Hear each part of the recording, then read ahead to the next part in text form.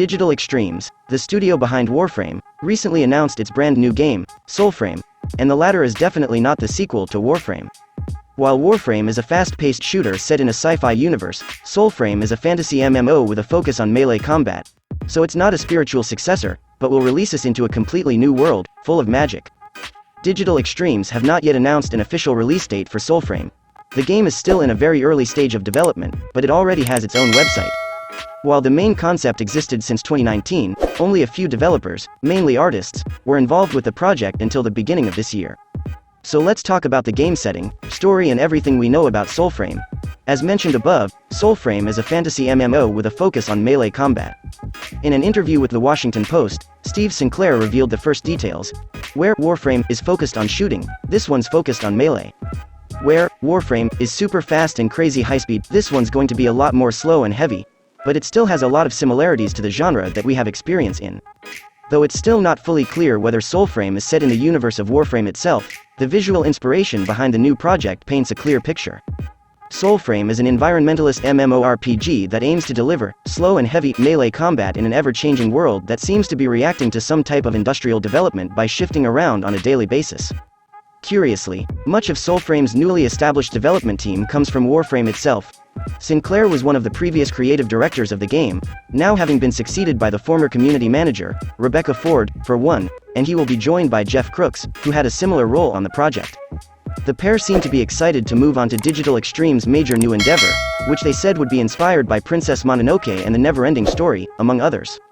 At the same time, Warframe's delayed Duviri Paradox update is back on track, and its development, too, will continue. Sinclair also said that the inspiration for the world itself is taken from works like Princess Mononoke and the Never-Ending Story.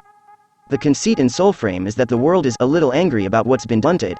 In other words, Mother Nature is pissed off at the destructive behavior of humans and is therefore fighting back.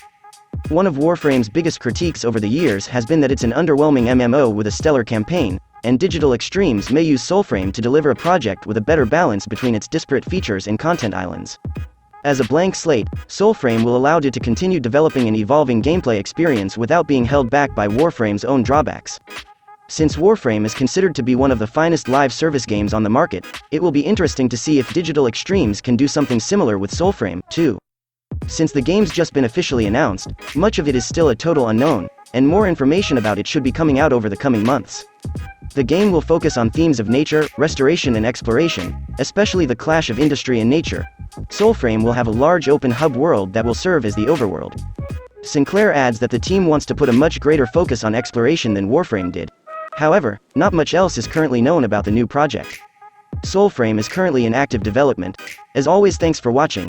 If you enjoy the contents here, please consider subscribing and click the bell icon for future notifications, and leave your comments below on this game. As we appreciate your time watching our contents, we will reply to all the comments and your questions. As always, thank you for watching.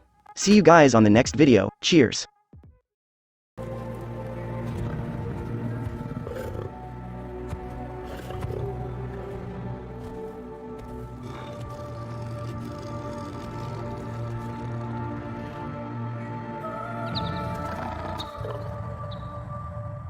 Join us, won't you?